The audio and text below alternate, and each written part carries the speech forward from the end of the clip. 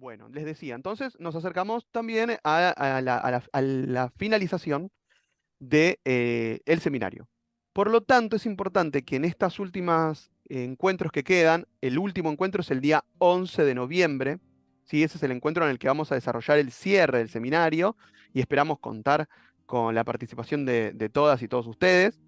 En ese encuentro de cierre ya tendríamos que tener un listado de quienes acreditan, ¿sí? El seminario, que recuerden, el seminario no tiene nada que ver, o sea, tiene que ver, pero no está ligado al viaje, ¿eh? Las personas que no viajan al seminario itinerante a Perú van a recibir la certificación de la cursada de todos modos, ¿sí? Son dos certificados diferentes. Lo aclaro por las dudas si alguno todavía no le había llegado esta información. Entonces, todas ustedes que estuvieron conectándose a los encuentros, que estuvieron viendo los videos, que estuvieron haciendo las actividades, van a recibir su certificado de aprobación de este seminario con la resolución y la cantidad de horas, digamos, emitido por la institución superior, el Instituto Superior del Profesorado, doctor Joaquín B. González. Por eso es importante que por favor vayan revisando que no les quede ninguna tarea por entregar, ¿sí? Ustedes encuentran todas las tareas en el Classroom, en la sección del Classroom que lleva por título justamente lo que es si no recuerdo mal, es actividades y tareas, ¿sí? En actividades y tareas están las tareas que fuimos haciendo. Por favor, revisen eso, que esté completado, y revisen que los encuentros asincrónicos hayan dado su asistencia virtual comentando o haciendo alguna pregunta referente al video, la grabación del encuentro, ¿sí? ¿Alguna duda respecto de esto? ¿Estamos bien? Ok. Para quienes van a viajar a Perú, que creo, acá veo algunos de ellos, eh, sepan por favor, tengan en cuenta que después del día 11, 11 de noviembre termina la cursada del seminario, vamos a programar un encuentro con quienes viajen, ¿sí? Específicamente. Ese encuentro idealmente y obviamente relacionado con la ubicación en la que cada uno se encuentre, ¿no? La cercanía a la ciudad de Buenos Aires, que es donde tenemos la institución, encontraríamos presencialmente, ¿sí? Vamos a disponer de una fecha, obviamente acordada, que nos podamos reunir presencialmente para hablar y terminar de definir las instancias de producción y de organización específicas del viaje y de las actividades académicas que allí se desarrollarán. Entonces, paso en limpio de nuevo, el 11 termina la cursada del seminario para todo el mundo. Para el día 11 tenemos que tener, idealmente sería un poquito antes incluso, para que yo ya poder hacer las actas y que no se demore la certificación, que salga lo antes posible, ¿no? Ustedes saben que cuanto uno más tarda, después ya se va acercando a fin de año y a fin de año, como todo organismo, digamos, organización, ocurre que todas las tareas burocráticas se empiezan a acumular a fin de año y siempre es un poquito más, digamos, sinuoso el camino burocrático para resolver esto. Cuanto antes lo tengamos, mejor. Así que cerca de esa fecha, por favor, revisan que tengan todas las entregas y todo el día en el Classroom. Y las personas que viajan después del día 11, organizaremos un encuentro presencial para quienes puedan acercarse a la ciudad de Buenos Aires y virtualmente también, pero ya, digamos, personalmente, hablaremos también con aquellos que estén un poquito más lejos, pero que viajen a Perú en febrero. ¿Está bien? ¿Estamos bien con esto? ¿Sí? ¿Alguna pregunta que me quieran hacer, que nos quieran hacer?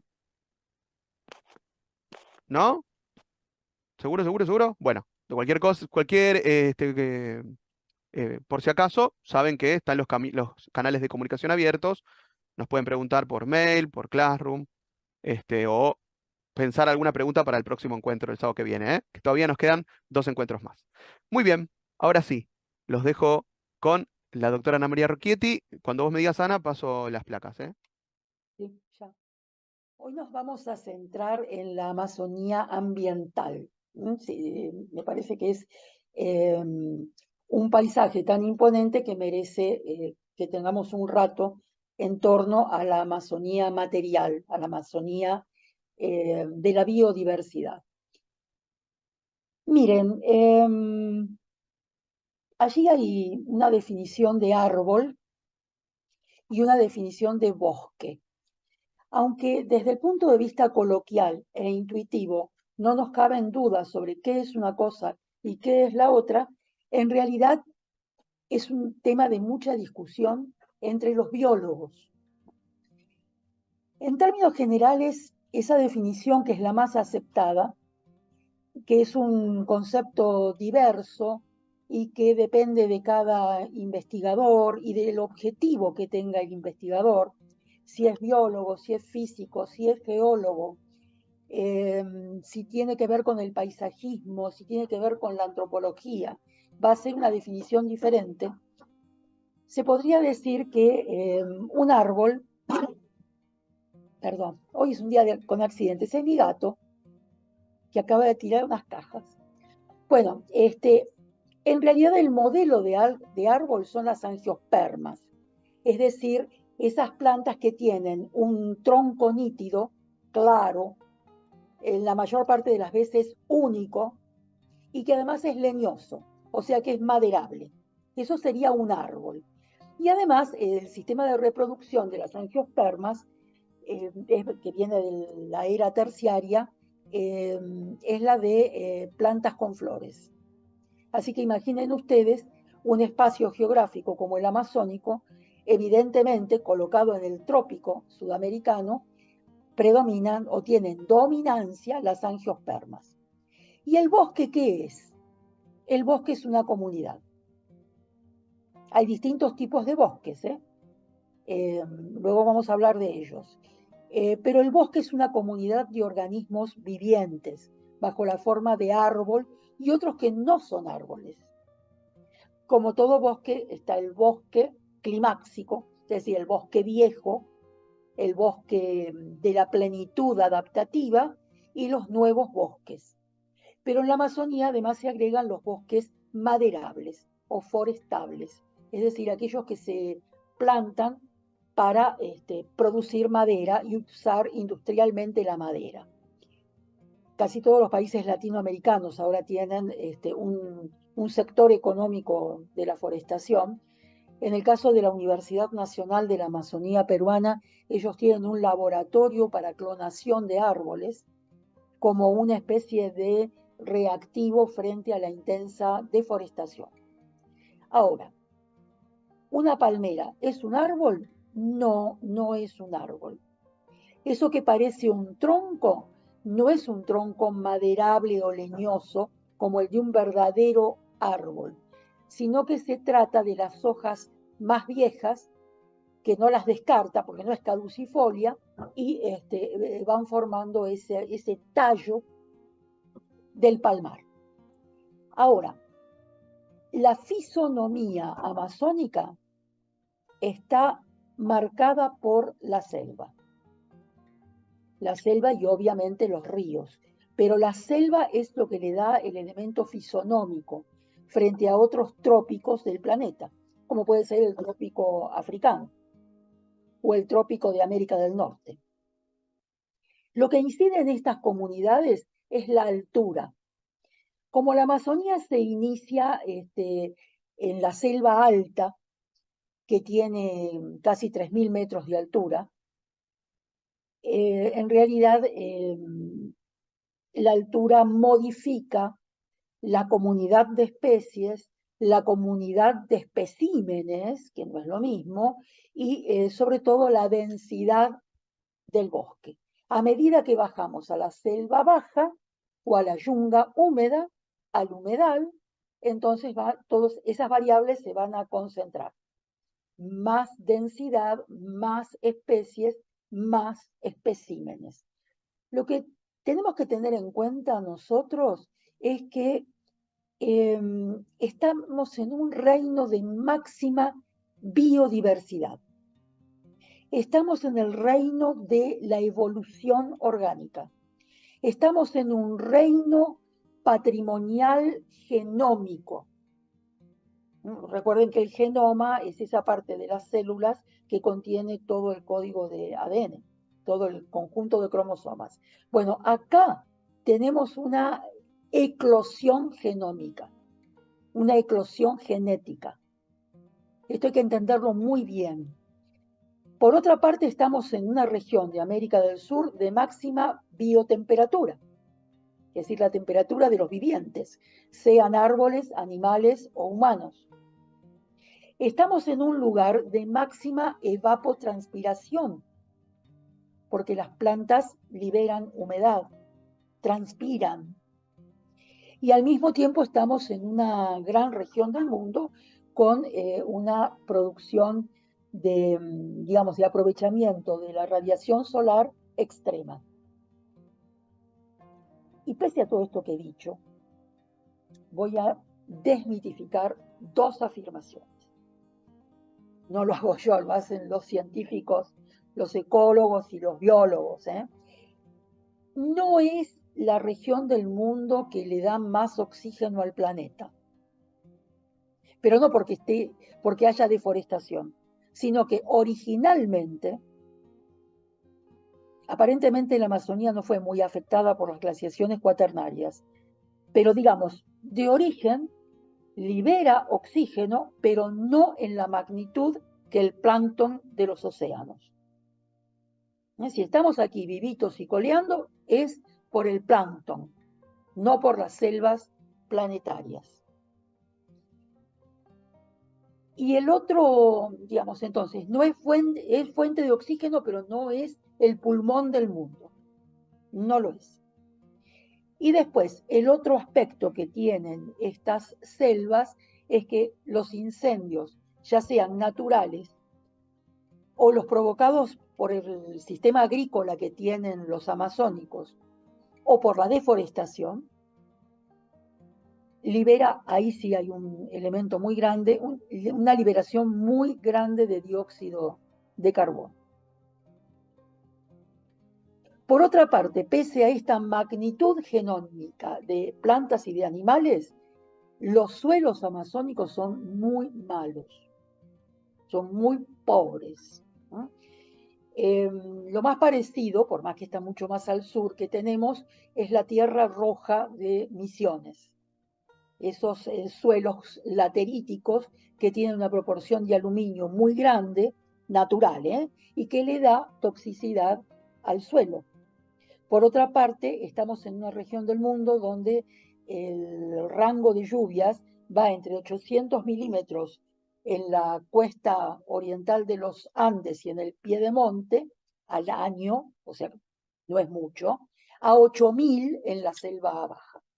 8.000 milímetros de lluvias. En la época invernal, que nunca hace frío, sino que ellos lo conocen como invierno a la época de lluvias. Bueno, fíjense entonces el rango de aporte de agua. Por otra parte, también hay una diversidad geológica. No es solamente una bioregión, sino que es una georregión altamente diversificada. Por más que por el trabajo que hacen los ríos, nosotros vemos el manto sedimentario. Otro elemento de la fisonomía del paisaje es que uno ve enormes toneladas de arcillas y de arenas. Pero en el subsuelo están las rocas del escudo precámbrico. Y la Amazonía, originariamente como geología, ha sido un gran cratón, un gran escudo que se hundió y eso permitió entrar el mar cuando la Gondwana se separó de África. O sea que ha sido un mar. Actualmente la Amazonía también sigue siendo baja, pero la Amazonía que nosotros estudiamos o la que vamos a ir a ver es una Amazonía que tiene un modelado que proviene de la formación de los Andes del norte. Andes del norte. Eso es lo que nosotros vemos como un gran río que va hacia el mar. Está ocupando la gran cuenca amazónica lo que antes fue un mar. Estamos hablando de 780 millones de hectáreas que se reparten de manera desigual entre los países nacionales o los estados-nación modernos. El Brasil tiene el 64%, Perú tiene el 16%, Bolivia tiene el 12%, y el pequeño resto lo tienen Colombia, Ecuador, Venezuela y las Guyanas. O sea que el mayor poseedor de Amazonía es Brasil, y le siguen Perú y Bolivia. Por otra parte, estamos hablando de 1.000 millones de hectáreas tropicales. Este cálculo se hace tomando la cuenca del Orinoco, que a veces hay autores que ponen la cuenca del Orinoco con la del Amazonas. No, están separados, ¿eh? Son dos cuencas separadas. La gran cuenca del Plata, que empieza en el trópico también, la cuenca del río Magdalena y la cuenca del Pacífico. Todo eso se consideran un conjunto de hectáreas que aportan a un humedal. Bien, dicho esto, vamos a poner la segunda placa, por favor, Alejandro. A medida, él va a poner la placa y yo voy diciendo algunas cosas. Miren, hablé de selva alta y de selva baja. La selva alta corresponde a los departamentos de Amazonas en el Perú, ¿no? Amazonas, Ucayali y San Martín. Son los, digamos, la vertiente oriental de los Andes, o Andes orientales. Que, ojo, allí ha habido grandes civilizaciones, la más famosa escuela, un sitio impresionante. Pero si nos vamos más al sur, bastante más al sur, vamos a tener Machu Picchu, que también está en la ceja de la selva. O sea que la selva y los Andes áridos, desde el punto de vista del poblamiento humano y de la formación de sociedades complejas, ha sido crucial. Incluso hay autores que consideran que en realidad la emergencia del formativo Chavín tuvo que ver más con la selva que con la costa, o procesos internos a lo que ellos llaman sierra. El río Amazonas. El río Amazonas, desde Iquitos, que es donde vamos a ir, hasta la desembocadura en el Océano Atlántico, en esa gran isla de Marajó, que obviamente es brasileña, tiene 5.000 kilómetros. 5.000 kilómetros. Es decir, que va desde casi 3.000, bueno, digamos, en los Andes orientales. Formalmente se forma por la confluencia del Guayaba y el Guayaga y el Ucayali, que están en área montañosa o en área serrana. Y los peruanos dan como punto de origen, aunque sea en lo coloquial, a Nauta. Si toman el Google Earth, fíjense, Nauta sería el lugar donde comienza el río Amazonas. También lo llaman Marañón, que es el nombre que le dan los cronistas. Y en Brasil lo llaman Solimões. O sea que también es diverso el nombre que se le aplica a la cuenca. Esa selva alta también se llama Rupa Rupa, que es un nombre aguaruna. Y la selva baja, o yunga, ¿se acuerdan que en el esquema de los Andes la yunga es la tierra baja? Puede ser árida o puede ser húmeda. La selva baja la llaman Omagua, con el nombre de los antiguos Omaguas que encuentra Francisco de Orellana. Este nombre es interesante para la investigación que nosotros hacemos allá, porque los Omaguas son del mismo grupo lingüístico que los Cucama, Cucamiria, que a su vez son todos tupí guaraníes. Y nosotros aquí en la Argentina tenemos interacción y contactos y sabemos mucho sobre el pueblo guaraní. Por otra parte, si en la selva alta o la Rupa Rupa estamos a 3.000, 2.000, 1.000 metros de altura, en la selva baja estamos mucho más abajo, es decir, estamos a 150 metros sobre el nivel del mar. Y por supuesto, estamos frente a una cuenca meandrosa. Forman, como se ve ahí en la placa, curvas. Son ríos curvilíneos. Cada curva es un meandro. A veces los meandros se vuelven una laguna, una cocha.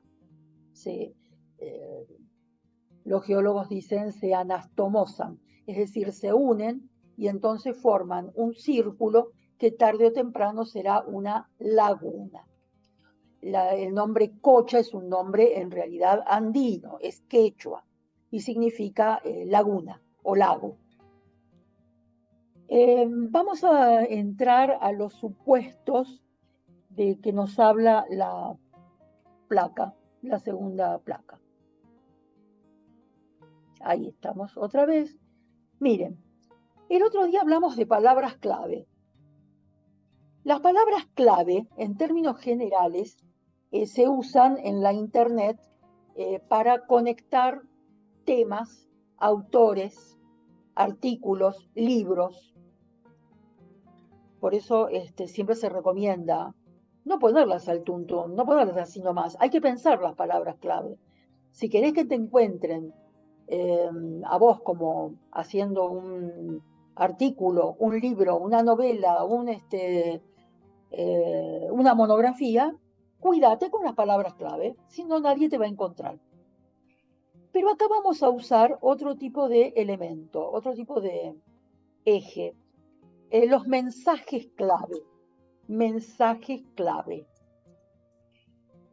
Acá tenemos algunos. Fíjense, la biodiversidad amazónica, esto está tomado de un documento que se transformó en libro, producido por científicos de todo el mundo y de todos los idiomas, que se llama Panel Científico para Evaluación de la Amazonía. Después les vamos a dar la cita, eso lo encuentran en la internet. Tiene solamente existencia digital y es un tema muy importante porque está muy actualizado.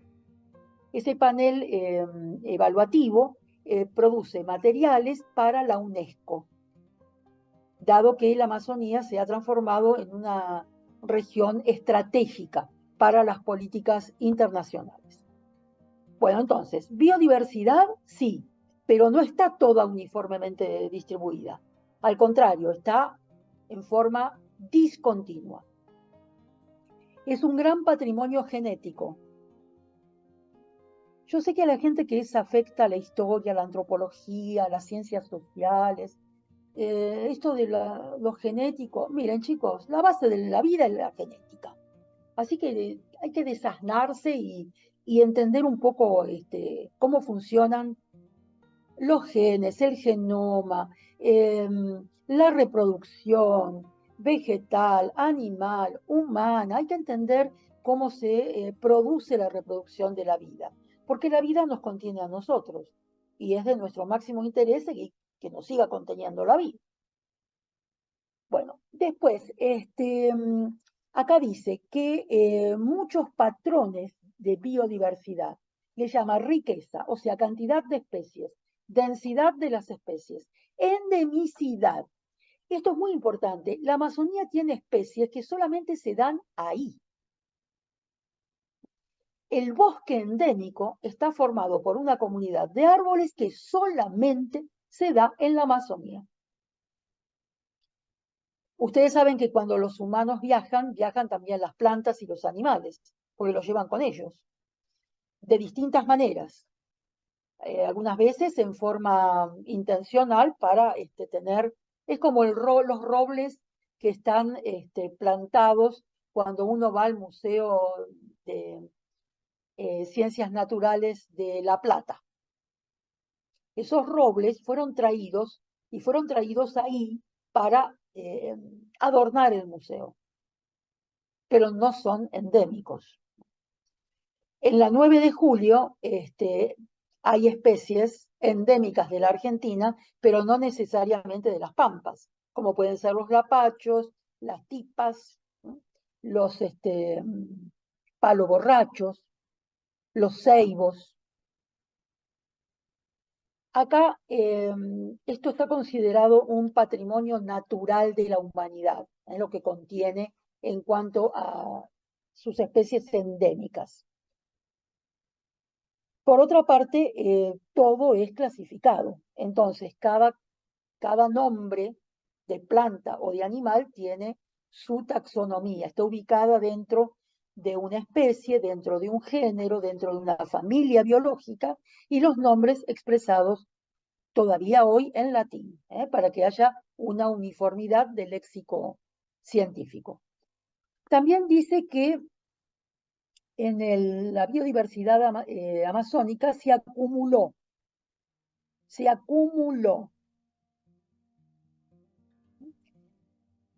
Esta idea evolutiva es muy importante. Quiere decir que allí la vida, la evolución y la adaptación de las especies han tenido éxito y lo han hecho durante millones de años. En este caso estamos reconociendo el proceso natural.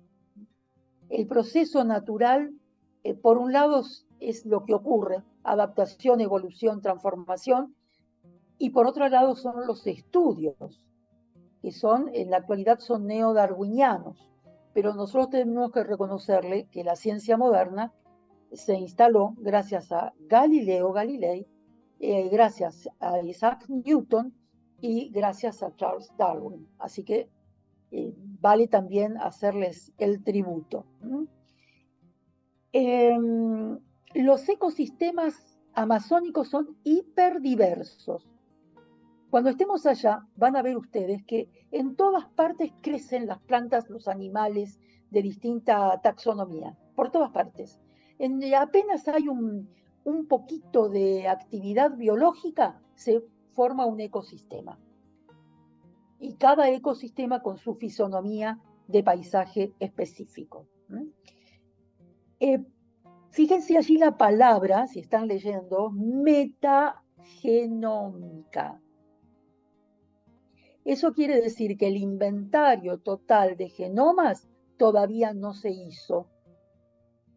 ¿No se hizo porque no lo estudian? No, los estudian mucho, pero es prácticamente infinito el número. Es una de las cosas que podemos expresar como número infinito. Por eso es metagenómica. Bueno, y sí, la biodiversidad esta que estoy ponderando es cenozoica.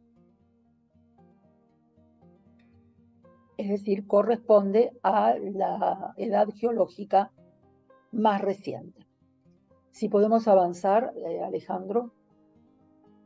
Bueno, ahí tienen el dibujado, digamos, el sistema de colección que tiene el río Amazonas. Comienza en la alta montaña y luego va siendo un gran colector, de tal manera que deposita en el océano Atlántico una cantidad impresionante de agua y de sedimentos.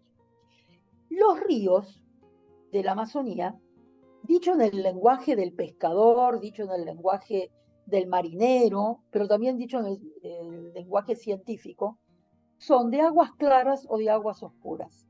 Son ríos blancos o ríos negros. Y eso está dependiendo de dos cosas. Del volumen de sílice que saca de los Andes. La sílice, bueno, puede ser, son las arenas. Son arenas claras porque vienen rompiendo la montaña, erosionándola, y entonces transportan arenas claras. Y los negros tienen, además de componentes físicos, quizá de origen más volcánico, por cenizas, por rocas básicas, pero además tienen una carga muy grande de materia orgánica, porque los animales se mueren, porque los insectos también se mueren, porque las hojas caen, porque las plantas mueren, y entonces van agregando ese material orgánico al agua. A medida que se acerca a la desembocadura, que ahí está marcada como más ancha, bien como un estuario, y dispersando su contenido en el océano, se hacen más oscuras, obviamente. Cuanto más cerca estamos de los Andes, las aguas son más claras. Bueno, no se preocupen, el Amazonas es un río de aguas claras, vamos a navegar por él, vamos a navegar por el Nanay, que es de aguas oscuras. Así que vamos a tener las dos expresiones. Donde se juntan dos ríos, especialmente cuando son de aguas claras y aguas oscuras, los brasileños, que son tremendamente poéticos, le llaman el encuentro de las aguas y lo asemejan al encuentro del amor humano, de varón y mujer. Los peruanos no tienen esta imaginación, pero los brasileños incluso lo han plasmado en canciones. El encuentro de las aguas, que equivale al amor de hombre y mujer. Avanzamos, Alejandro. Bueno, ahí tienen representados más cartográficamente la magnitud de la cuenca. Fíjense que llegan hasta el norte del Paraguay. Lo que lo interrumpe ya es el Chaco, porque el Chaco también tiene una parte en Paraguay, ¿no? Aunque es una formación vegetal también arbórea, es espinosa, le llaman bosque seco. Y más al sur ya es el espinal, entonces no es el mismo tipo de bosque. Avancemos, por favor. Bueno, acá seguimos con los supuestos que tienen estos científicos. Es producto geológico, climático y evolutivo. O sea que no podemos separar vegetación, animales, geología, no. Estas divisiones disciplinares acá caducan. Todo se estudia junto porque todo es producto de la acumulación de procesos geológicos, climáticos y evolutivos. Bueno, los eventos los pueden leer ustedes por su cuenta. En realidad el origen en el Cretácico tardío y en el Paleógeno temprano de los principales grupos de plantas y animales, calculan ellos entre 100 y 30 millones de años. Millones de años antes los escribíamos con 10 a la sexta. Ahora toda la bibliografía científica la ha sustituido por MA, que significa millones de años.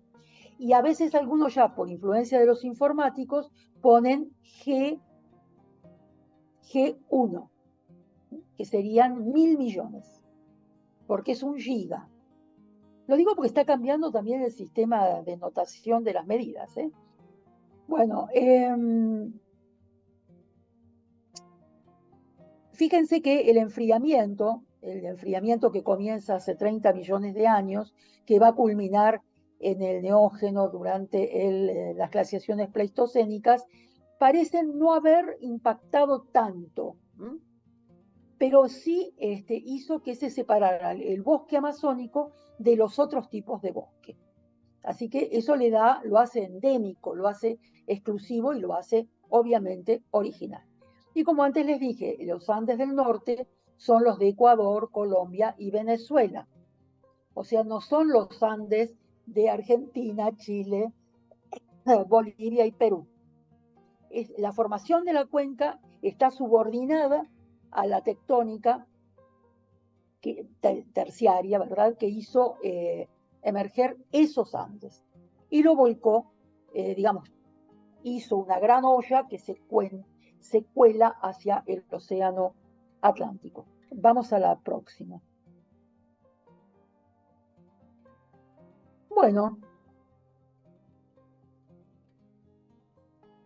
las oscilaciones climáticas han producido en el mundo extinciones y aparición de nuevas especies. La medida de ese proceso todavía no está definitivamente calculada.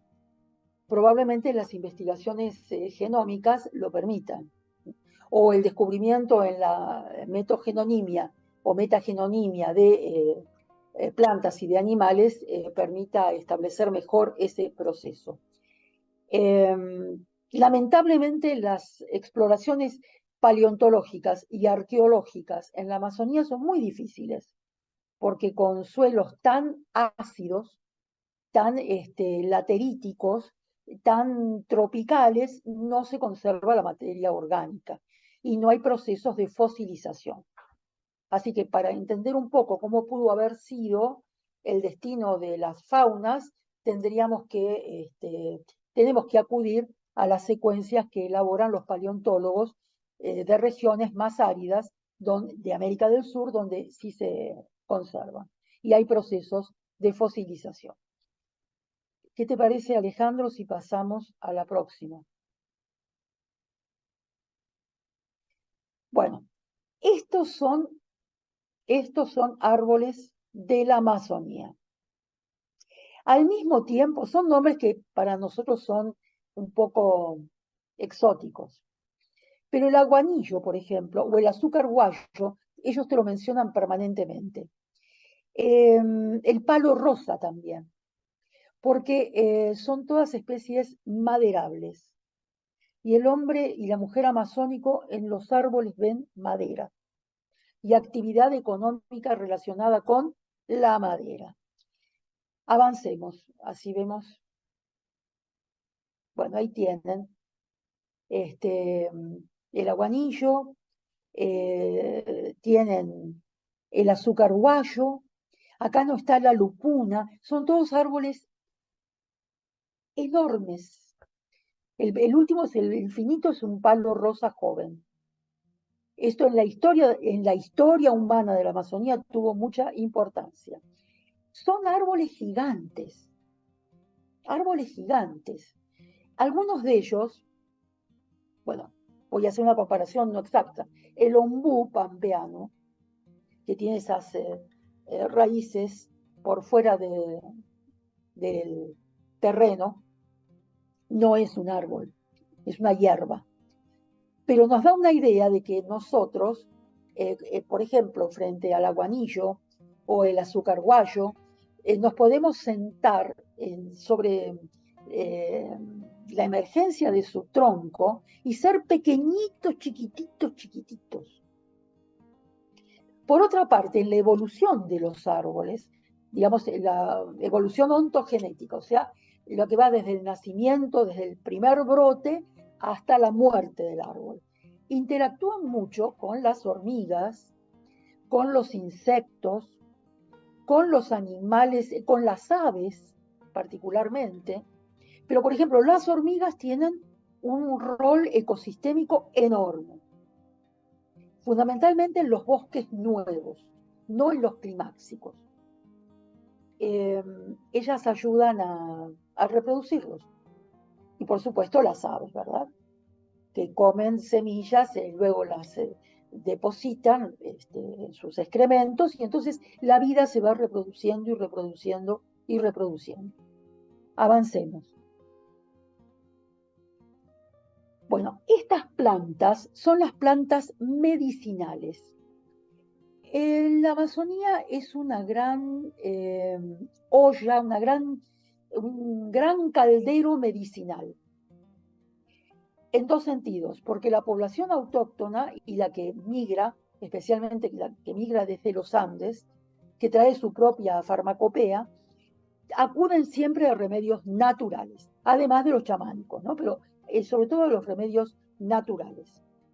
Pero una planta como el achiote, que por eso está separada ahí en la lista, por ejemplo, sirve para teñir las bolsas de fibra, sirve para teñir la ropa, el algodón, desde añares, miles de años.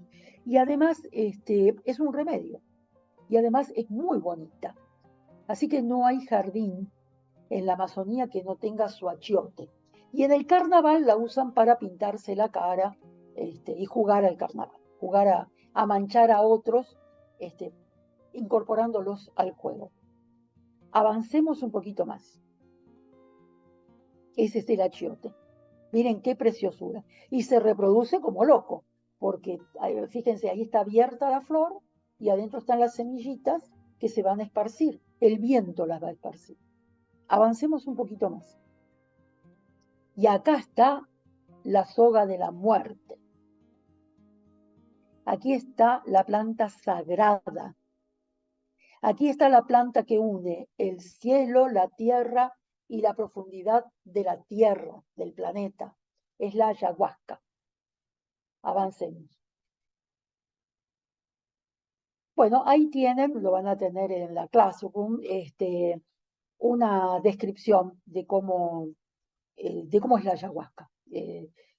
Cómo la preparan con otra soga de la muerte, también se la llama de distintas maneras, yagé es una de las más conocidas, depende si son colombianos o ecuatorianos o peruanos. Pero es una planta peligrosa, ¿eh?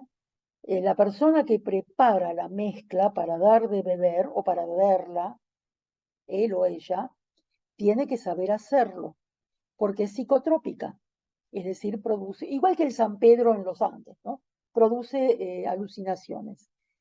Pero no solamente la alucinación te puede matar, sino que, como dice allí el texto, avancemos, Alejandro, porque acá ven en la última parte del texto, nos dice qué enfermedades pueden ser agudas en el caso de ingerir la ayahuasca. Lo bueno es que es una liana. La categoría de esta planta es ser una liana, es decir, que es huésped de un árbol y crece en torno a su tronco. ¿Y cómo hacen? La ayahuasca se procura no matarla. Por lo tanto, van y se le pide a la planta que deje que ceda un pedazo de su cuerpo para hacer el té. En el fondo es un té, una pequeña sustancia que se toma muy pocas gotas, ¿eh? No es, no es un brebaje abundoso. Avancemos. Los animales. Bueno, es el otro gran reino de los ecosistemas. Además, los animales, igual que las plantas, son los que proveen de, digamos, de alimento a la población. Los amazónicos son cazadores, son chacareros, son pescadores, son textileros, son artesanos. Los animales son los que están reproducidos en el arte amazónico. La ayahuasca también, ¿eh? La ayahuasca también es reproducida. Bueno, ¿cuáles son los prototípicos? El jaguar, que es el rey. Cuando pensamos en Chavín de Huántar y su dios, que es el jaguar alucinado, esa es la gran influencia de la selva sobre una sociedad andina. La anaconda, el perezoso. Ahora no hay perezosos en las casas. Yo he llegado a ver con algunas delegaciones, de las primeras delegaciones, tenían el perezoso en la casa. Es un animal que te puede triturar. Te abraza y te tritura. O sea que para nosotros no sería una mascota como para ponerla en la casa, pero a los amazónicos les gusta. El guacamayo, el tucán, el caimán, la nutria gigante, el armadillo. La semana que viene vamos a ver el arte amazónico. Van a ver que están todos reproducidos ahí. Avancemos, Alejandro. Bueno, acá están. Por supuesto, los monos, ¿no? Las aves, el jaguar. Avancemos. También lo llaman tigre. La primera, a la izquierda, arriba, es el perezoso. ¿Por qué lo llaman perezoso? Porque es perezoso. Casi no se mueve, parece lento. Es un animal de otro planeta, realmente. Vive siempre colgadito. Bueno, si estuviéramos más al sur, ese sería el yacaré, ¿verdad? El yacaré paraguayo, el yacaré correntino, el yacaré misionero. Abajo está la anaconda. Nosotros hemos visto cómo sacaban anacondas del fondo del río, porque esos ríos, aún cerca de la orilla tiene como 30 metros de profundidad, ¿eh? Es un animal gigantesco, que si te agarra en el agua, obviamente también te estruja, ¿no? Te muele. Y a la derecha, abajo, el delfín amazónico, ¿eh? El delfín de agua dulce, el bufeo, que ni te digo los relatos, la narrativa que tiene asociada. ¿Por qué están los dos juntitos? Porque tienen la creencia de que cuando se vuelven humanos y se van a bailar con otros humanos, van de a dos. Y son varones tremendamente hermosos. Es un delfín rosado. Los pescadores saben silbarle y los hacen salir, ¿eh? Por ahí vamos a tener suerte y alguno silba y sale. Pasemos a la siguiente, Ale. La placa final. Sí,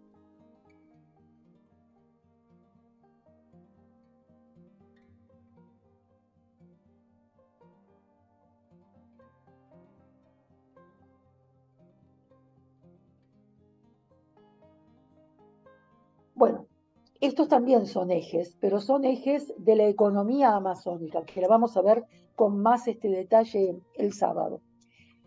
Miren, los globos que están en color naranja, están marcando las tres vertientes principales y actuales de la economía amazónica, basada en el mundo natural, porque hoy vemos solamente el mundo natural. El turismo viene de todo el mundo. Por otra parte, la economía peruana es muy estable, entonces es un turismo receptivo muy importante, porque resulta económico. La forestería, o sea, la producción de bosques maderables y el petróleo. En realidad, la formación de los Andes y la transformación de la olla amazónica en un gran río eh, formó grandes yacimientos de petróleo y grandes acuíferos. Y esos son, y oro, aguas que tienen oro, pequeños fragmentos de oro que vienen desde los Andes, que también produce una minería muy activa, legal e ilegal, estatal y privada, nacional y extranjera. ¿Cómo hacen para juntar el oro? Ponen mercurio en el agua, porque el mercurio, eso lo sabían los alquimistas, el oro y el mercurio son muy afines, se atraen. Entonces lo que hacen es sembrar con mercurio el agua y entonces pueden recoger el oro en gran cantidad, pero eso obviamente daña a la población humana, a la población animal y a la población vegetal. Envenena el agua.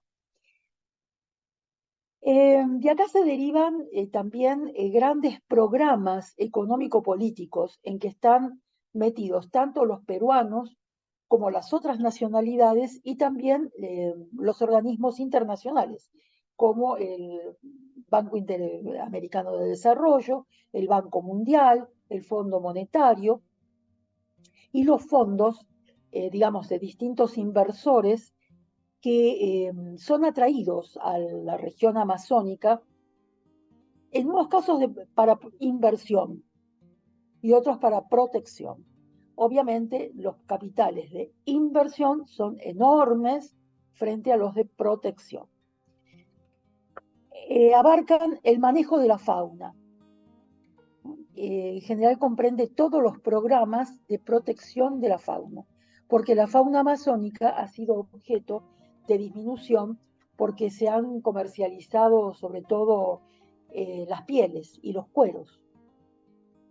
Ya queda muy mal salir con digamos, un tapado de piel. Nadie usa un tapado de piel verdadero.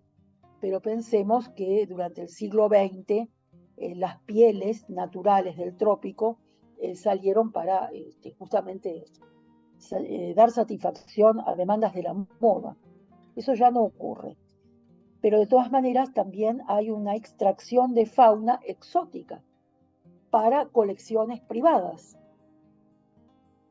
y además también para alimentación. Así que eso es un elemento, digamos, de inversión tanto de estudio científico como para poder predecir cómo ese sector faunístico va a evolucionar en el futuro. En este aspecto, se trata de que no se extingan las especies, que tengamos un escenario con las especies auténticas, por más que algunas sean tremendamente peligrosas. La agricultura perenne. La agricultura perenne se entiende en Perú, en Ecuador, en Colombia, como esa agricultura que tiene ciclos durante todo el año. Aquella que produce cosechas todo el año, una es la mandioca, ¿no? Es tierra de mandioca, de maíz, de banano, de arroz en las zonas inundables. La agricultura se obtiene sobre terrenos que se queman para producir la tala y ese proceso se llama roza. Entonces hay grandes manchones en la distribución de la selva que corresponden a las intervenciones humanas. Se calcula con más de 5.000 años de antigüedad de rozar, es decir, quemar y talar. Y obviamente también usar las cenizas de la tala para nutrir el suelo. Otra área de intervención gubernamental es la piscicultura. Esto está muy inducido en las comunidades nativas, es decir, la crianza de peces en lagunas artificiales, porque el pescado los nutre, les da alimento todo el año y además les permite vender en el mercado local o regional. En la pesquería como tal, es decir, todavía hoy los amazónicos salen al río a pescar. ¿Para vender dónde? En el mercado central de Iquitos o en el mercado de Belén. También la diversidad de especies de pesca es enorme, enorme. Y son animales grandes, con, digamos, un porcentaje alto de carne. O sea que es un alimento fundamental. Podríamos agregar los huevos de tortuga, los huevos de aves de corral. En las casas, en las comunidades hay gallinas, pero digamos que la pesquería es como el centro. Mandioca y pesca son centros alimentarios. Y desde que el Perú gozó de la independencia, se fueron adueñando de las tierras bajas, igual que en Bolivia, la ganadería. Es decir, la unidad territorial económica empezó a ser la hacienda.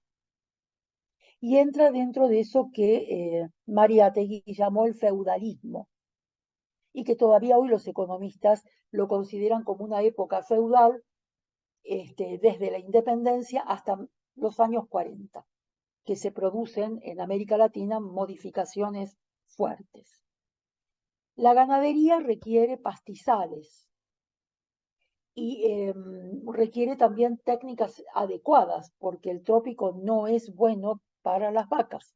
En una época se introdujo el cebú como una especie más adaptable, pero la ganadería ha hecho pie y realmente se explotan grandes lotes de ganado, fundamentalmente vacuno, ¿no? Que todavía no está incorporado salvo en la gran ciudad, no está incorporado a la dieta de las comunidades amazónicas, sean ribereñas, mestizas, de colonos o comunidades nativas, cosa que vamos a ver como categorías de población o categorías sociológicas el sábado que viene. ¿Cuál es la historia? La historia de esta región. Bueno, la historia arqueológica es un poco confusa, por esta cuestión de la no conservación de los registros arqueológicos. Pero un gran arqueólogo como Luis Lumbreras considera que la Amazonía pudo estar poblada hace 20.000 años, más seguramente 10.000 años antes de ahora, AP, antes de ahora. Que esa población humana se adaptó fuertemente a el bosque siempre verde y al río. Y por lo tanto tenemos que pensarlos como cazadores, pescadores, recolectores. Un gran impacto fue la conquista española. La conquista española comienza con una expedición que hace, ustedes saben que se considera que la conquista empieza en 1532 y se la da por terminada en 1630, 1639 para el área andina, por las características que fueron tomando la ocupación, el establecimiento de encomiendas, de evangelización, las guerras civiles entre españoles, las rebeliones indígenas. El sistema quedó como consolidado hacia la mitad del siglo XVII. Bueno, la primera entrada es la de la expedición de Gonzalo Pizarro. ¿Quién era este Gonzalo? Era hermano de Francisco Pizarro, que tenía muchos hermanos y que intervinieron activamente en la conquista de los Andes. Este Gonzalo también es el que se va a rebelar contra la corona. Algunos los consideran como el primer brote de nación peruana, pero son exageraciones, son conquistadores plenos. Esa expedición sale de Quito, en Ecuador. Pero, ¿qué buscan? Un arbolito que estaba en la placa, me olvidé de decirles, el de la canela, porque los europeos en ese momento eran fanáticos de poner como condimento a la canela. Así que conseguir árboles de canela y polvo de canela era el oro del Perú, era también una gran riqueza comercial. Se estanca la entrada y bueno, Francisco de Orellana lo desobedece y se baja por el río Napo y encuentra el Amazonas. Y tiene para toda la historia el privilegio y el mérito de haber sido el descubridor del Amazonas. Por eso también durante mucho tiempo se lo llamó el río de Orellana. Después hay una serie de entradas que vamos a ver después, porque muchas tienen que ver con con el cine, han sido con la literatura y el cine. Y no podemos dejar de señalar las misiones jesuíticas, porque la provincia de Maynas, que es donde vamos a estar, fue como el Paraguay para los jesuitas. Lograron fundar 74 pueblos. Adivinen con quién. Con los Omagua, que son Cucama, que son Tupí, que son Guaraní. Se calcula que llegaron a tener bajo su don de evangelización 160.000 personas. En América del Sur de los jesuitas hay 3 grandes núcleos. Maynas, que es ahí la región de Iquitos, la región de Moxos y Chiquitos, en la actual Bolivia, y por supuesto el Paraguay, en los actuales Paraguay, Argentina, Brasil y Uruguay. Así que fíjense los itinerarios de la historia humana. ¿Qué trajo la independencia? Bueno, la independencia fue creando fronteras vivas. También como en el Paraguay, esta fue una frontera entre España y Portugal y tuvo los mismos conflictos que tuvo la del Paraguay. Y obviamente los jesuitas no llegaron a armar a estos Omagua como armaron a los guaraníes del Paraguay. Igual hay un momento en que los autorizan a armarlos, pero los habían armado previamente porque la orden es también una organización militar. Básicamente, ellos dicen la Amazonía es como el depósito. Cuando hay crisis histórica, crisis financiera, crisis económica, la gente migra a la Amazonía. Pero hay un momento que históricamente es muy traumático, el del caucho. descubrir la xiringa, como dicen los brasileños, o el jepe, como dicen los peruanos. Eh, a ver, se había inventado el automóvil, se necesitaba goma para los neumáticos, la goma se usó como hoy se usa el plástico, todo estaba hecho de goma, desde las botas hasta los pilotos, los manteles, todo con la goma. Había una gran demanda mundial. Eso significó, desgraciadamente, la esclavitud de los indígenas. Fundamentalmente los bora. Los Omagua parecen haber escapado a ese destino. Más bien se conchavaron como trabajadores en el caucho. Bueno, siempre lo recuerdan como la época terrible en la que los abuelitos sufrieron muchísimo. Hasta que ahí salen dos personajes, ¿no? Arana y Fiscarraldo. Fiscarraldo, el de la película. Son dos grandes caucheros con una fortuna inmensa hecha sobre esa extracción de la goma. Y el otro momento, digamos así, que causó un gran impacto económico fue cuando los ingleses se roban las semillas de la goma y se las llevan al sudeste asiático. Y empiezan a competir con los precios incluso más baratos del sudeste, de ese trópico.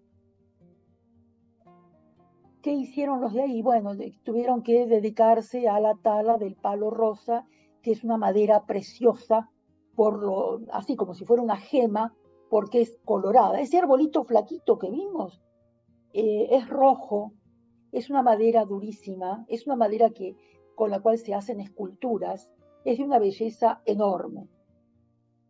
Siguió el ciclo del palo de rosa y distintas, digamos, explotación económica del manejo de la fauna, la pesquería y la agricultura. Hasta que en 1971 se descubre en Trompeteros el petróleo. La Amazonía que nosotros vamos a ver es el producto de la fiebre del petróleo, con las transformaciones que los sucesivos yacimientos hicieron en la gran región. Muy bien. Hemos terminado. ¿Están indignados?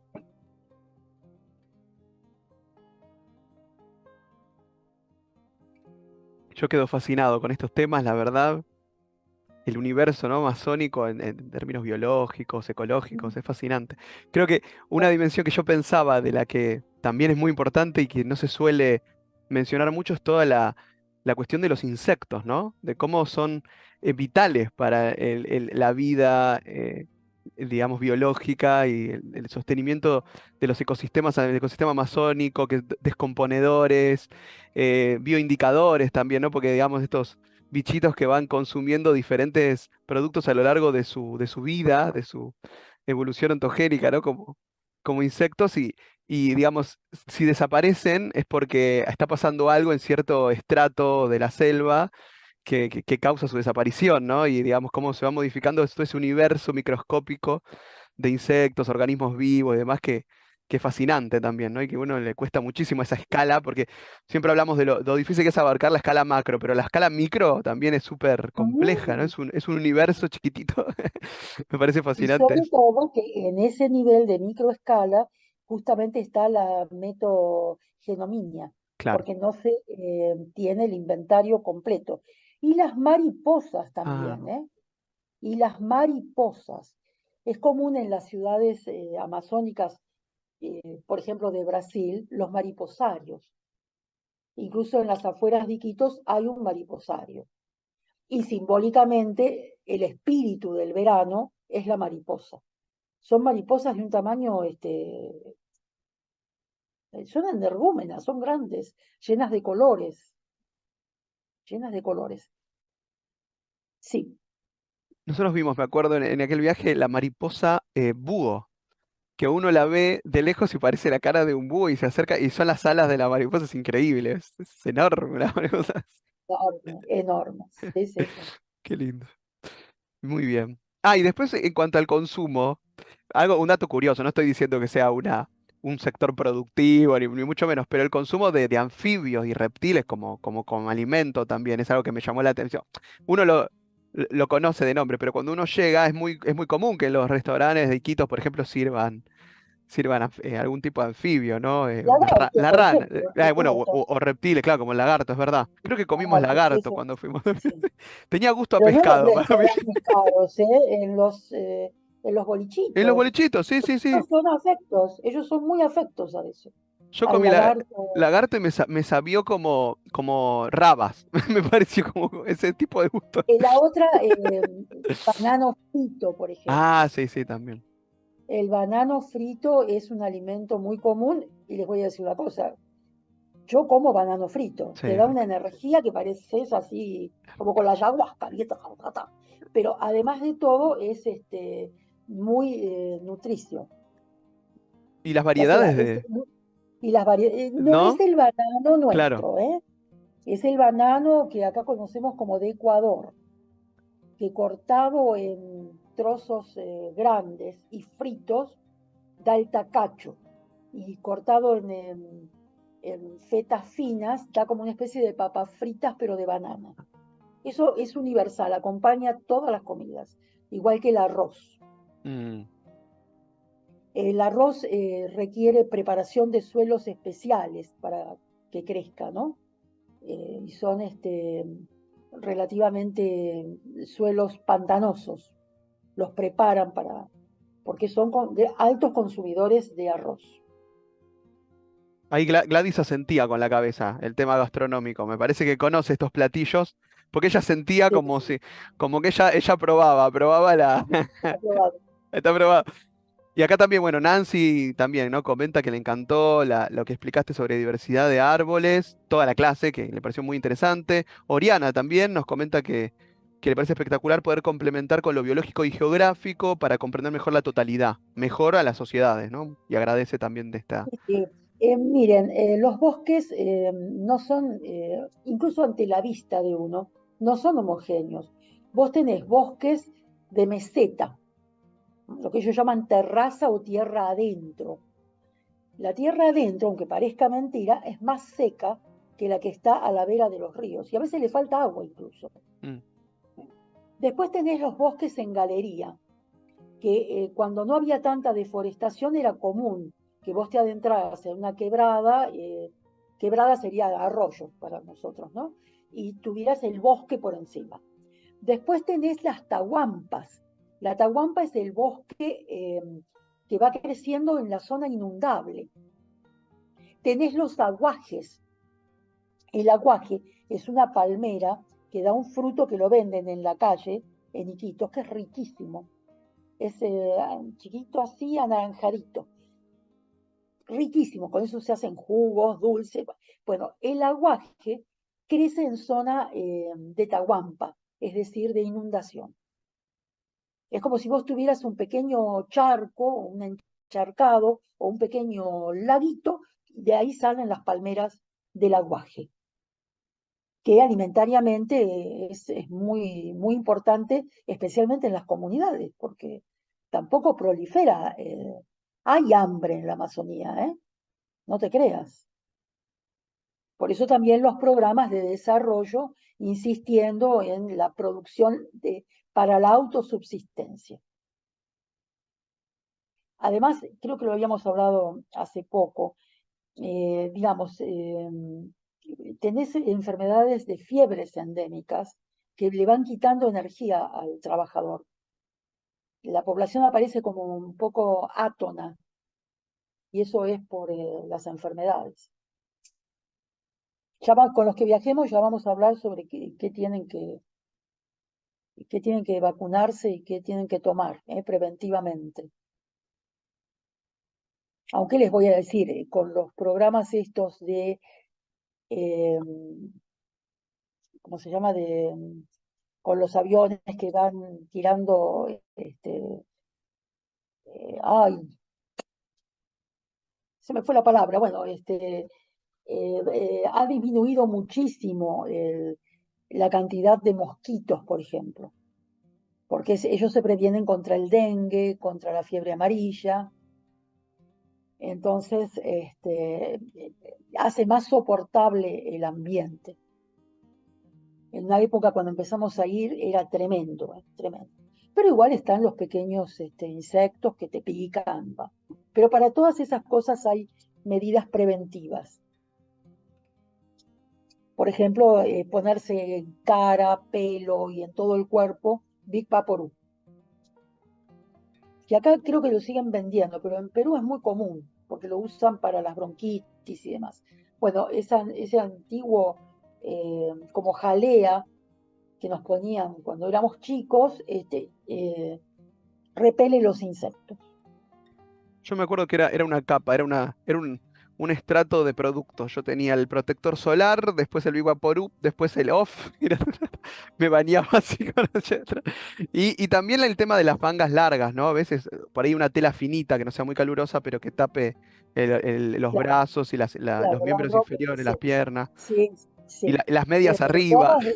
vos vas a ver gente semidesnuda, pero digamos, No, con no, remeras cortas, pero nosotros no. no, por Nosotros favor. con jotas no, con, todo tapadito, todo Claro, tapadito. sí, sí. Uno no puede De pasar todas como maneras, en nativo, la selva a la noche hace un poquito de frío. es verdad. ¿Sí? Pero bueno, se nota que uno es extranjero, que no es de la selva. Como los gringos, viste, acá por Buenos Aires que andan con gorro de safari, como si estuvieran. Pero bueno. A ver, que No, hay una igual pregunta. también el fenotipo nuestro es bastante diferente Y sí. al amazónico, ¿no? No quiere decir más lindo, porque ojo, las chicas son lindísimas, los varones son preciosos, pero tienen otra estatura, son más lampiños, no hay gente adulta con barbas, por ejemplo, en eso comparten con los nativos americanos originarios, ¿no? Digamos, tienen menos pelo, y después las caras son redondas.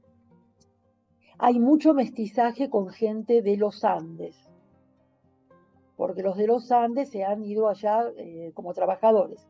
A los que vienen de la época del caucho o los que vienen sobre todo del Valle de la Convención, del valle donde está el Cusco, ¿no? Y donde el Cusco se conecta a través del Guayaga.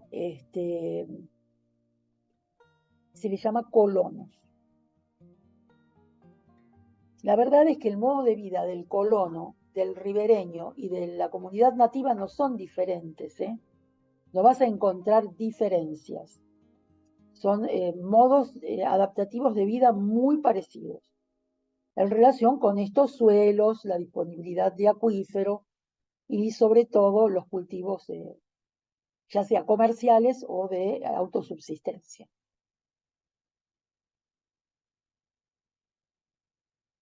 ¿Alguna preguntilla? ¿Cómo estamos? Hay una pregunta en el chat, espera, que me olvidé de A Mian, ver. que preguntaba el tema. No, espera, había dos. La ganadería menor. ¿Es usual? ¿Ovinos, caprinos, porcinos? Pregunta de Mian. No, no, es No. vacuna. No, no, porque esos animalitos no sobreviven en ese ambiente. Y después pregunta sobre las Eh, plantas. Sí, perdón.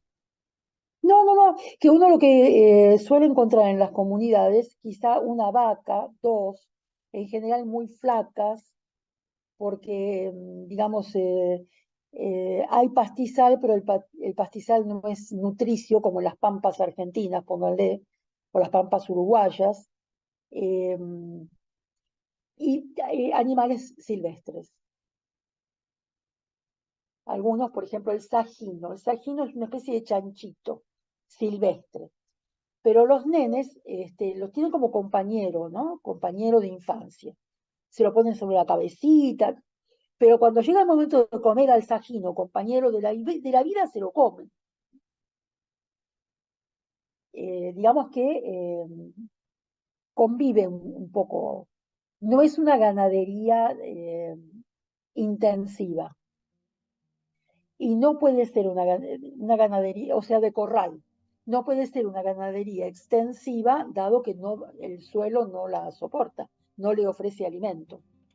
Además, conseguir sales es muy caro. Y ustedes saben que a las vacas hay que darle sal, si no, lo que come se lo consume y no da carne. En realidad, lo mismo pasa en Bolivia. La introducción de la ganadería es como que sigue en secuencia a la dominancia de la forestería. Y es básicamente para el mercado nacional del occidente de estos países, que los comen. También está el cultivo de la hoja de coca, porque la coca, yo no la mencioné, porque está ahí como, a ver, como mezclada. Siempre tienen algunas plantas de coca donde está el mandiocal. Pero digamos en los últimos 30 años se ha transformado en una actividad económica per se. Y hay digamos, un activo comercio de coca para cocaína. Es decir, que hay todo un comercio interno a la selva que incluso hace vías de entrada como caminos de tala para poder entrar y sacar la droga. No es el Chapare de Bolivia, pero está cerca. Son productores. Lo que pasa es que ese comercio se orienta hacia el Atlántico por ahora. Estos países están todos orientados al Pacífico, están todos orientados a China. El comercio que tienen lo tienen con China. Ahí está el fuerte. Pero en el caso del abastecimiento de cocaína a Estados Unidos y a Europa, sale por el Amazonas hacia el Atlántico. Ese es un activo, están todos involucrados en ese comercio, ¿no? Obviamente. Otra preguntilla. Ahí respondiste, creo que la segunda pregunta que tenía Demián, que era vinculada con la plantación de coca, justamente. Y Nancy pregunta sobre la mandioca y la yuca, si se cultiva allí Es también. lo mismo. Sí, sí, Es la misma planta. sí, lo dijo de esa Eh, manera. Sí, perdón. Lo leí mal yo. ¿Cómo se come? ¿Cómo se come? Se come asada, hervida, con un poquito de sal, como el que suele comprar mandioca acá en el mercado porteño, se come exactamente igual. Es muy rica, frita. En la ciudad se la come frita, porque el aceite es como el oro del Perú en las comunidades, ¿eh? Es muy caro y las señoras no siempre tienen aceite, entonces se hierve. Es muy sabroso, muy sabroso.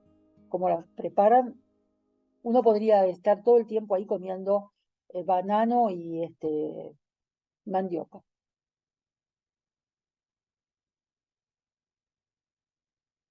No es un mundo de embutidos, no es un mundo de asados, es un mundo vegetal en ciertos aspectos, ¿no?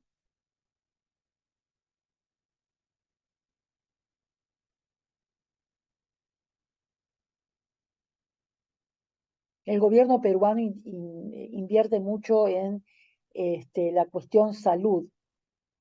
Trata que haya un puesto de salud en cada comunidad, sea colona, sea ribereña, sea nativa, porque tratan por todos los medios de evitar epidemias. La de COVID los afectó muchísimo, ¿eh? Muchísimo. A nosotros también. Acá murieron 100.000 personas, se calcula, ¿no? O lo que está registrado. Pero nosotros no vimos pasar camiones con muertos en nuestras avenidas. En cambio, en la selva pasó eso. No les alcanzaba dónde enterrarlos, de todas las clases sociales. En la ciudad no pasó lo mismo en las comunidades y barriadas de los ríos. No pasó eso. Primero por esta cuestión de que ellos tienen su farmacopea, por esta cuestión del chamanismo que también interviene, y también por cierto aislamiento comunicativo, ¿no? La gente para ir a la ciudad tiene que ir en bote o remando, o con motor fuera de borda, pero en general hasta en balsas van. Entonces, ese relativo aislamiento es como que produjo menos muertos, pero en la ciudad fue tremendo. Cuando el año pasado volvimos, después de 2 años que no pudimos viajar, todo el tiempo hablaban del COVID y todo el tiempo hablaban de las personas muertas, ¿no? Parientes, maestros, profesores, en la ciudad, no en la selva, digamos.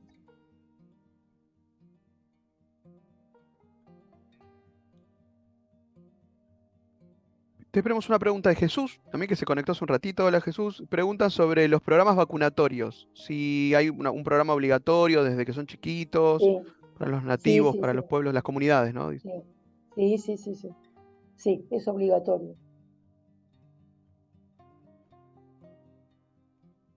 Claro, ¿no? Y la intervención del Estado está presente. Yo me acuerdo que cuando fuimos con esta comunidad Huitoto, incluso había un pequeño sector donde se habían instalado computadoras. Me acuerdo que estaban introduciendo esta cuestión de la informática. Había una persona encargada de utilizarlas Sí, y capacitar a la comunidad, ¿no? Es como que sí, de una sí, manera sí, u sí, otra interviene, ¿no? Claro.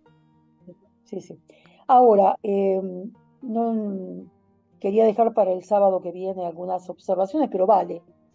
Miren, la educación intercultural bilingüe, que empezó en los años 70, aquí en la Argentina bastante más tarde, por el hecho de que también nos consideramos como europeos y como que no teníamos comunidades indígenas tan definidas, bueno, empezó tarde. Eh, Ahora, esta educación intercultural bilingüe, a cargo del maestro bilingüe que sale de la misma comunidad, a veces coexistiendo o no con el maestro occidental y nacional. Acá, por lo que yo sé y lo que vi en la Argentina, está siempre el maestro eh, occidental y nacional, que es el que alfabetiza. Y el maestro intercultural es como que inicia a los chicos en la cultura, en la cultura propia. En la Amazonía deja muy disconformes a las familias, a los jefes de familia, que ven en la escuela la herramienta o el instrumento de la alfabetización y poder incorporarse, digamos, al trabajo comercial, aunque sea cuenta vista, pero sabiendo leer, escribir y los rudimentos de la matemática contable. Y a veces el maestro tiene otros hábitos. El maestro por ahí cierra la escuela porque se va a la chacra, o el maestro viaja. Entonces, la educación es muy discontinua. Y si vamos a los hechos, la gente está prácticamente analfabeta. Es algo que se discute. A ver, son cuestiones en las cuales es difícil entrar con un juicio así apodíctico, porque idealizamos. Nosotros idealizamos la comunidad, idealizamos las prácticas culturales tradicionales, por lo menos los antropólogos, ¿no? Lo idealizamos. Pero a veces la población quiere resultados que mejoren la vida de los hijos.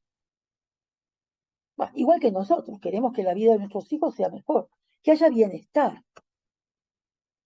Y a veces les voy a decir que eh, la praxis política olvida que además de pedir sacrificios, hay que promulgar bienestar, ¿no? Que se pueda comer, que se tenga salud, que se pueda pasear, que se pueda viajar y ver a los parientes. Eh, Está bien, no vamos a glorificar el modelo de vida del consumo, pero es una expectativa, aún en los lugares más chiquititos y más alejados. ¿Eh? Quieren viajar con velocidad, quieren que no cueste tanto el boleto de lancha para poder ir a la ciudad fácilmente. Pues igual que nosotros, exactamente igual. Y entre otras cosas quieren que las escuelas, a ver, ¿por qué la Amazonía vota a Fujimori? Votó al viejo Fujimori, vota a la hija de Fujimori, vota al hijo de Fujimori. ¿Por qué lo vota? Porque hizo las escuelas en cada comunidad. Hay una escuela, y no una escuelita miserable, una linda escuela. Escuela inicial, como le dicen ellos, escuela primaria y escuela secundaria. Aunque Alan García también completó mucho las escuelas secundarias ahí en medio del mundo rural. El puesto de salud, los caminos internos. Claro, la cinta de cemento, donde ahora la gente va, sea Huitoto, sea Cucama, va en el mototaxi o va en la moto, era una aspiración que tenían. ¿Por qué tiene que ir la comunidad en el barro? Que les voy a decir que el barro amazónico es tremendo, porque llueve todo el tiempo. Hizo los caminos internos, que son de cemento, son cintas de cemento, y bueno, la gente al comienzo iba caminando, pero ahora va con el mototaxi o va con la moto. Claro, es que nosotros mismos no pertenecemos a un solo mundo, pertenecemos a muchos mundos simultáneos y no tenemos un solo pasado, tenemos pasados múltiples. Eso es la humanidad. Así que bueno, el tema de las vacunaciones y sobre todo la higiene corporal y la higiene del hábitat, se ha insistido muchísimo, porque ahí cada enfermedad se lleva un montón de gente.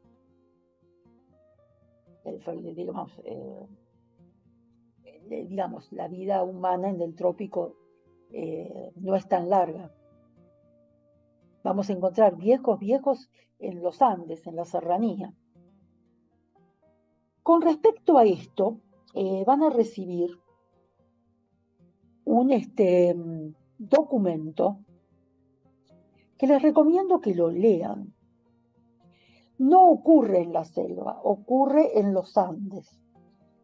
Es un documento que transcribe las consideraciones que tuvieron, que tuvieron dentro de una comisión los antropólogos, Vargas Llosa, Luis Millones, sobre la matanza de Uchucchacay, que fue una discusión internacional y una discusión interna en el Perú, donde una comunidad indígena mata a unos periodistas confundiéndolos con Sendero Luminoso.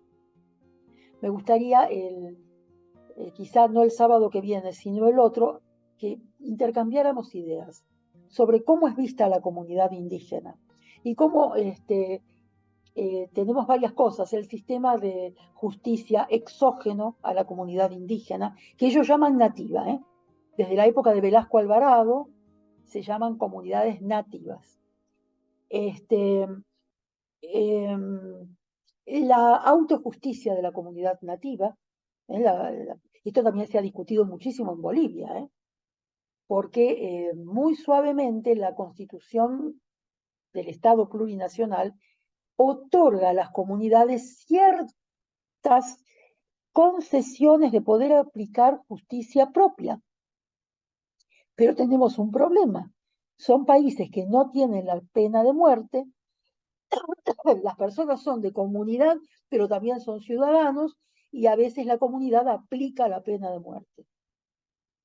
Ese documento me parece interesante para que nos despojemos de prejuicios y de utopías y tratemos de ver las cosas en forma realista, de manera así bastante plural como son las realidades en el mundo actual.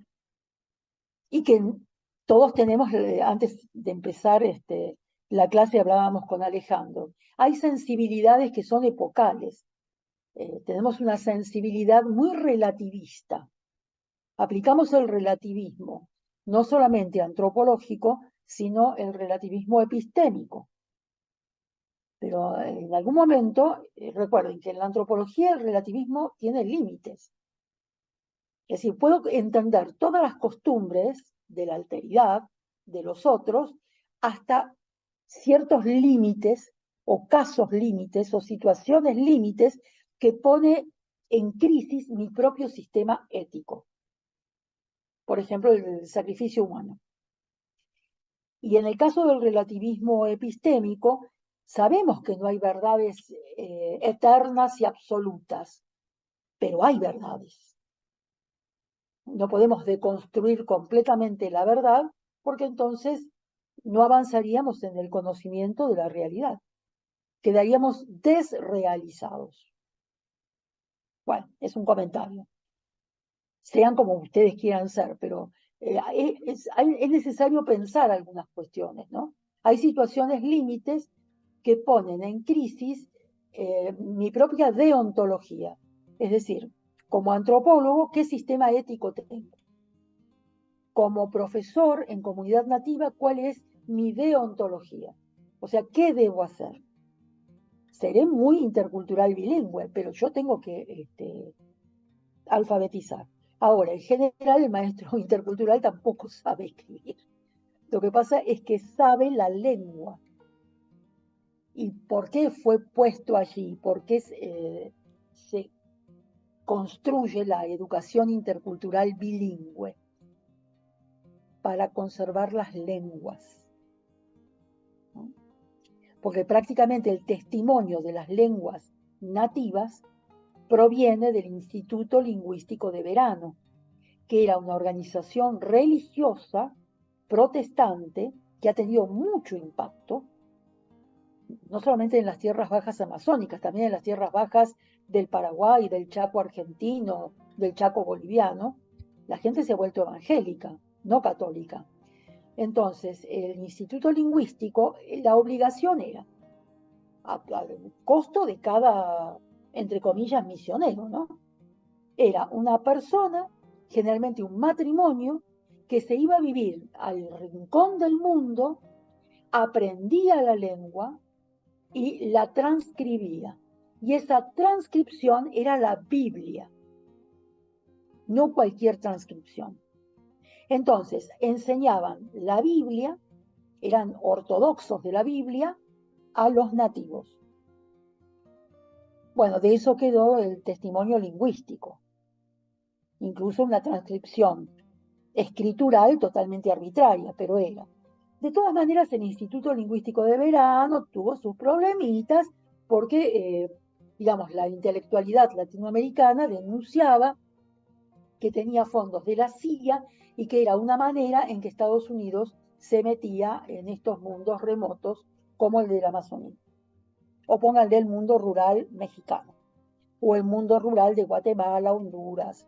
Los años 60 fueron muy críticos. En concreto, lo que queda de todo eso es lo que sabemos, no nosotros, sino los especialistas, lo que saben de estas lenguas vienen por el Instituto Lingüístico de Verano. Después vinieron, obviamente, estudios etnográficos lingüísticos, ¿no? Pero si no lo hubieran recuperado en los años 20, 30, 40, no quedaría nada.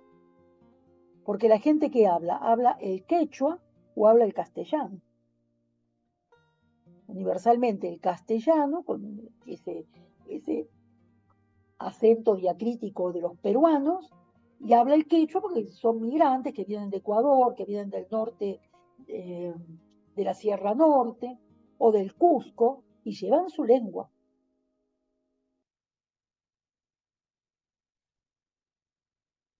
¿Siguen indignados? Qué silenciosos que Sí, son. ¿Por estuvieron qué? ¿Por silenciosos. qué? ¿Por qué? Bueno,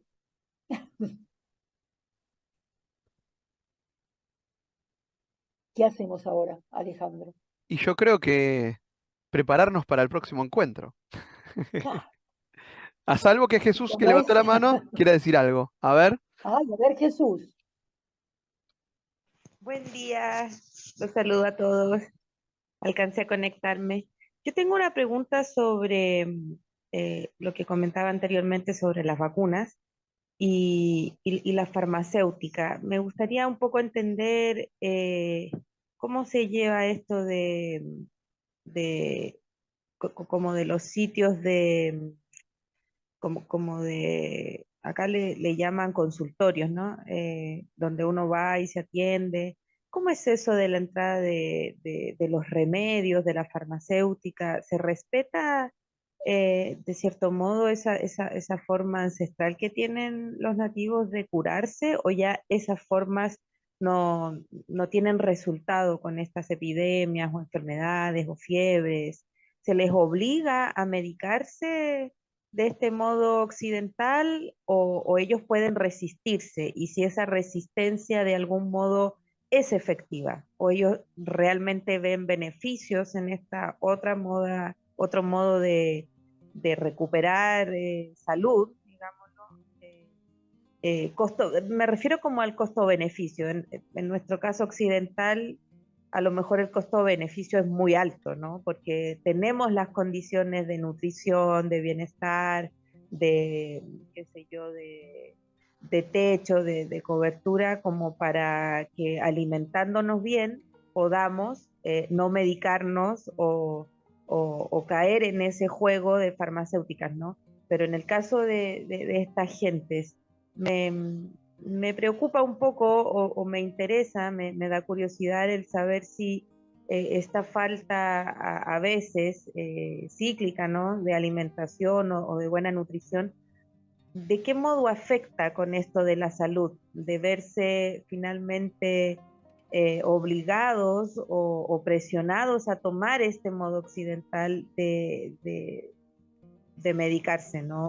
O de que los mediquen. Y si en esto los niños tienen alguna posibilidad, ¿no? En el caso de Chile existe un programa que se llama Control Niño Sano, que cuando nace el nene lo llevan al consultorio, le ponen la vacuna de recién nacido en el hospital, luego la de 1 mes, 2 meses, 3 meses, 4 meses, 9, 10, 1 año, después primero básico, hasta los, si no me equivoco, es hasta como los 9 o 10 años, o los 9, 8, no sé, que la vacuna es obligatoria cuando entras en el sistema de este programa, ¿no?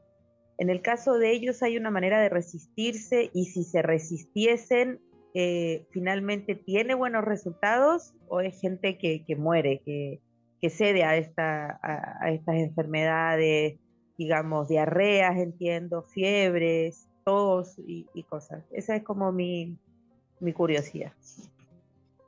Miren, el mundo masónico es un mundo muy laxo, tanto en lo legal como en lo moral. Es muy laxo. Es uno de los lugares del mundo donde la prostitución es muy alto el número. Y no solamente de mujeres, sino también de niños, niñas y niños.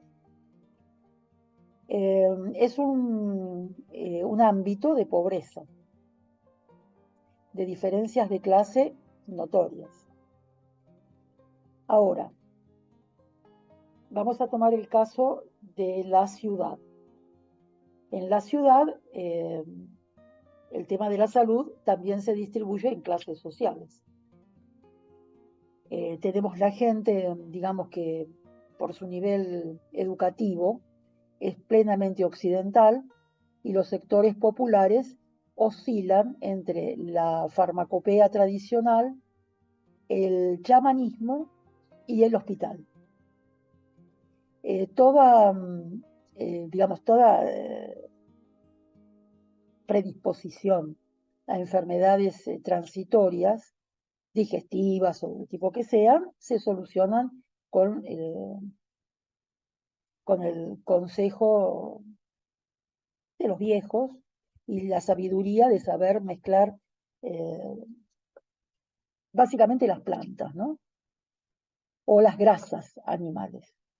Si hay una enfermedad de mayor envergadura, se va al hospital. En las comunidades, este dilema se resuelve con mucha facilidad. Ellos tienen su propia medicina.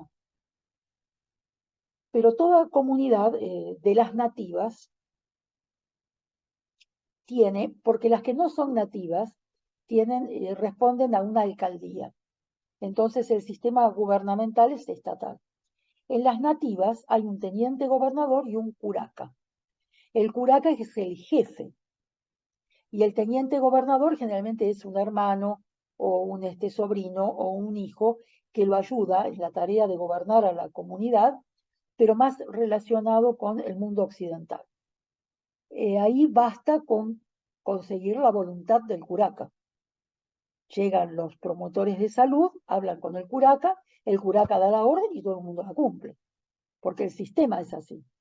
El sistema de autoridad interno de la comunidad es así.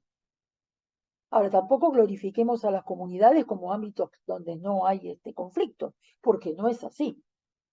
Es más fácil diluir conflictos en la vida urbana que diluir los conflictos en comunidad, que generalmente, por ejemplo, toda enfermedad se ve como envidia o como un daño hecho a propósito por un pariente de sangre o un pariente político, o por peleas internas.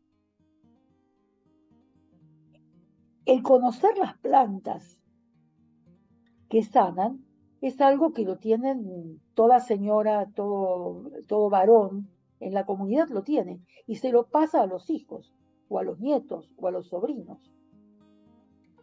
Ahí lo que pesa es la decisión de a quién se acude de acuerdo con alguna enfermedad.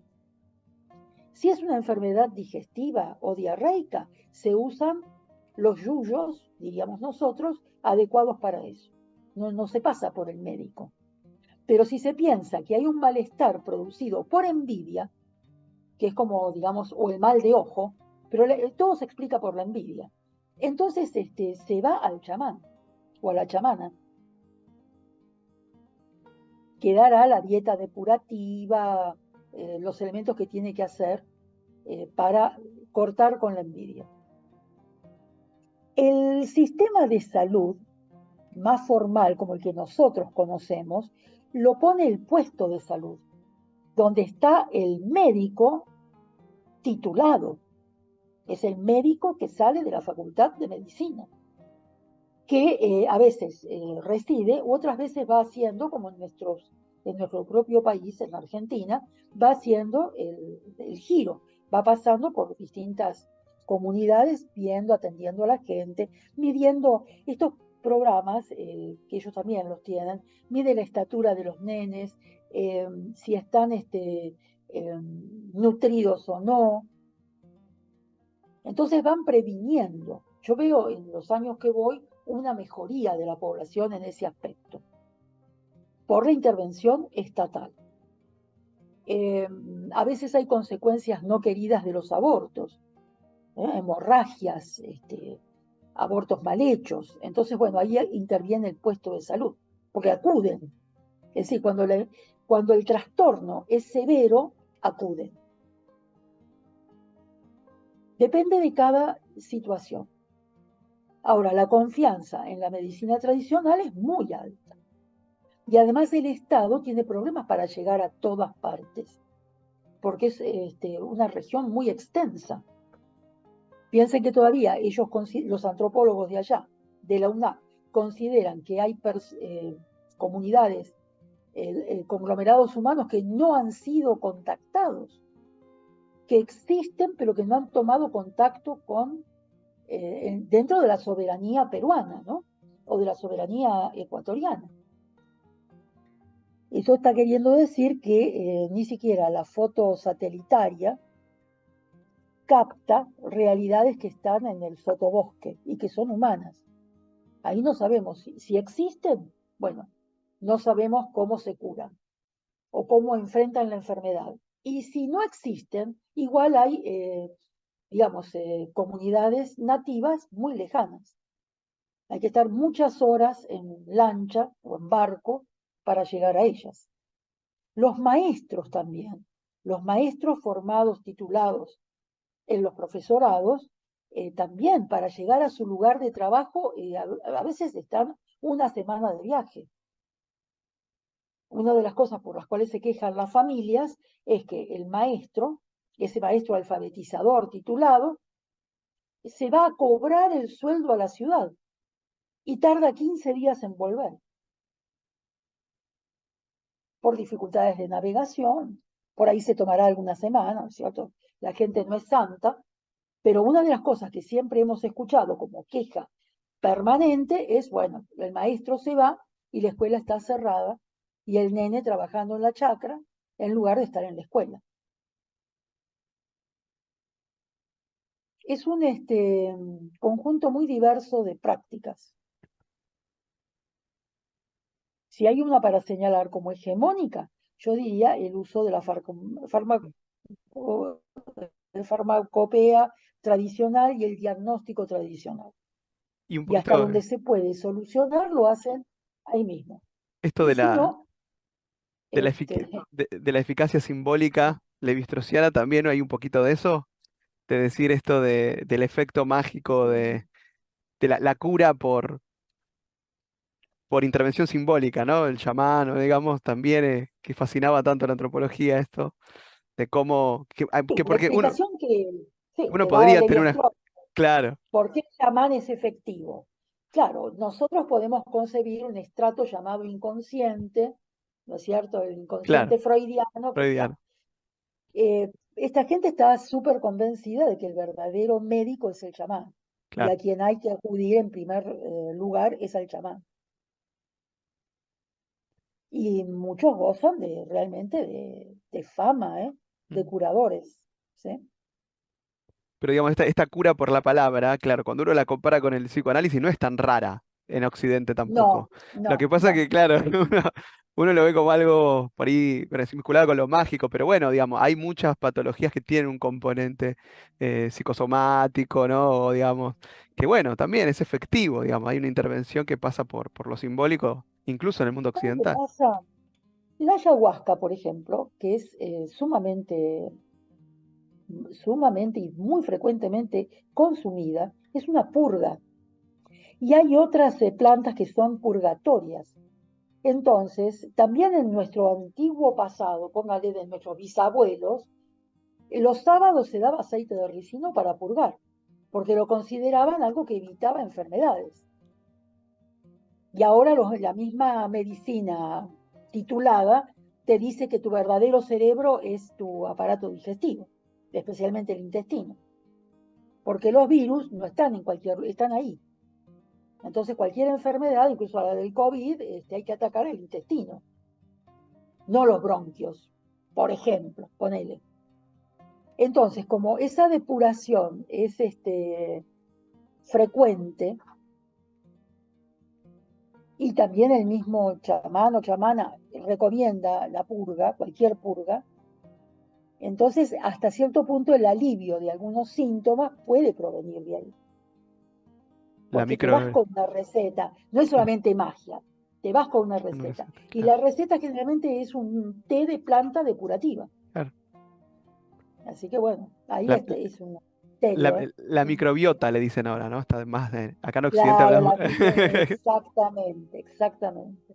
Bueno, yo recuerdo en un viaje a Bolivia que en el micro, estábamos yendo creo que de La Paz a Cochabamba, creo, y en el micro en un momento suben aparentemente médicos al estilo occidental, incluso con guardapolvo blanco, a ofrecer mezclas de plantas medicinales y las vendían y bueno, también nos ofrecían a los que estábamos ahí, digamos, y como que no es tan lejano para la medicina, digamos, occidental, titulada el uso en estos ambientes de plantas medicinales también, ¿no? Es como que hay una lectura, no es necesario que haya una cátedra como acá, ¿no? Que la UBA abre una cátedra de medicina tradicional. Allá creo que está bastante imbricado con Está, el sistema de claro, salud, está. claro, El puesto de salud generalmente está dotado de algunas medicinas occidentales. claro,